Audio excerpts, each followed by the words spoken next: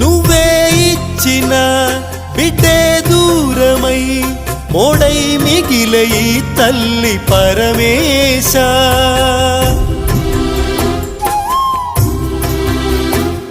తల్లి కళ్ళలో పొంగే గంగతో గుండె తడిసిపోలేద జగదీశ.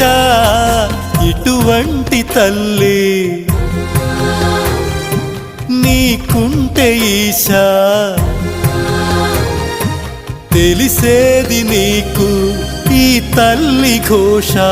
నీ కన్ను అది చూడదా,